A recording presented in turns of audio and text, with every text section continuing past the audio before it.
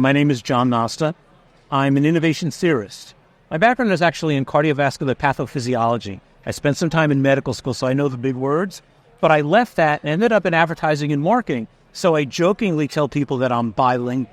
I speak medicine and market it. And my job is to examine trends in health technology and innovation to see what's happening and how it's diffusing into a marketplace, most particularly AI and large language models. Oh, super cool. And so you've come here from New Jersey. New Jersey. Outside of New York. Yeah, long ride. Very, very lucky to have you here. And I expect you'll be winning the selfie competition after your presence on the main stage today. So lots of other speakers can do the same thing. Yeah. Mine was a little out of focus, so I get points off for quality. But the sentiment was there. So I managed to catch most of your presentation this morning, so it was a great keynote to set the scene. And I think you touched on how we've evolved through the different eras of different revolutions. Talk to me more about what you've had. Well, I think there's a few ways to look at it. In the simplest of terms, we're moving from analog to digital to cognitive. And most of us are kind of, I wouldn't say stuck, but entrenched in the digital era, digitization, right? That was the transformative step in so many aspects of technology, like, let's say, the digitization of the camera to our smartphone. Yeah. But what's happening now is that large language models are engaging with us in a new way. It's not just a simple digital platform. It's not just zeros and ones. It's not just transactional like Google.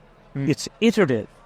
There's a give and take, a back and forth. It's an interactive dynamic that's based upon cognition. And the interesting thing is, as new as it is, it's old as dirt. It's the Socratic dialogue. And that's the way we learn. That's the way we're taught. And now we're seeing these modalities come to life in large language models. So it's the way we think. I think we're really moving into the cognitive age manifested by this new interface. And it's a game changer. You mentioned that in the session today, and it did make me think, because I guess you could be forgiven for thinking that large language models is just a better bit of digital, I guess, but it's we're kind of taking that step change, and I think you presented that too. We've not had that interaction and engagement with technology before. But what does that then mean? What do we do with that kind of capability, and what impact can it have? Well, there's three essential components to that, and we only talk about the two. Faster and better. So we can write something faster, a discharge summary, some aspect of charting. We can probably do it better because the large language model can access the medical record.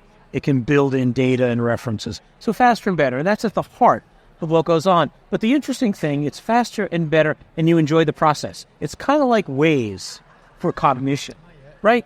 It gets you somewhere faster, it gets you somewhere better, and you enjoy the ride.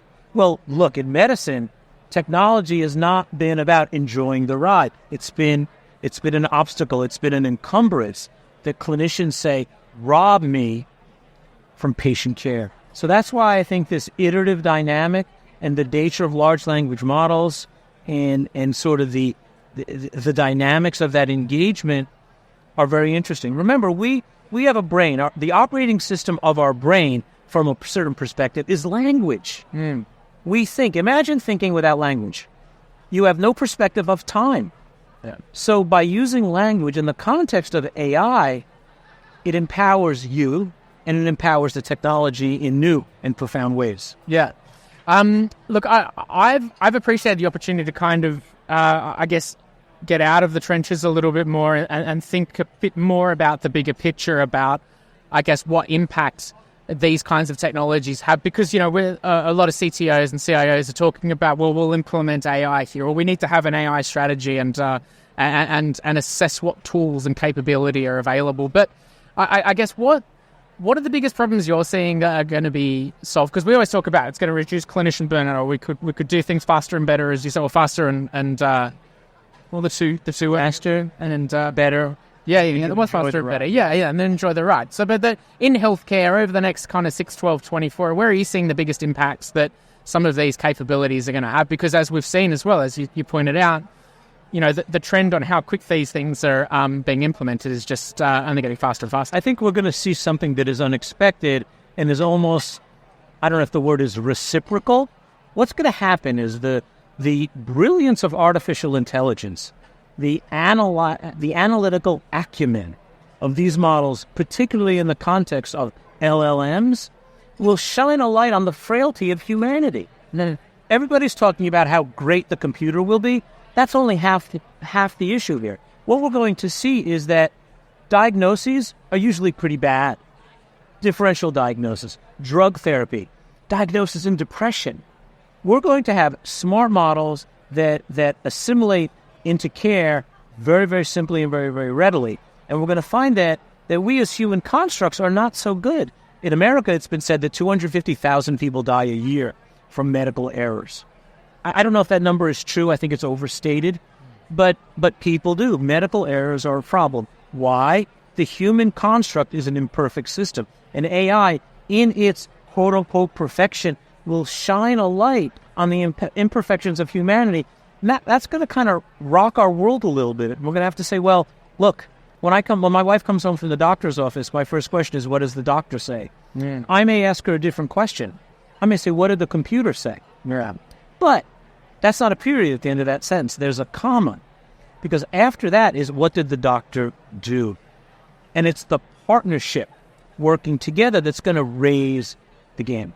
You defused my next question a little bit there too, because I'm thinking about what are we kind of rapidly making ourselves obsolete here? I mean, that you hear the conversations around AI of just because we can doesn't mean we should, and it is cool that we can create these technologies to get to a point that hey, they're doing cooler things, and there's a lot of financial backing and reason to create some cool tech. But then in healthcare, we've got humans looking after humans, and we've got that need for that bit. So where do you sit on that? That's a perspective. That's a complicated cluster. You're the kind of guy I need to ask. You buried. You kind of put it all together. Why do people climb mountains? Because they're there. Yeah. Right. And I think that there is a functional manifest destiny that is inherent to humanity, and that manifest destiny now is moving into the cognitive dynamic. Smarter, smarter, smarter. Now, here's the interesting thing. Innovation is a coin with two sides.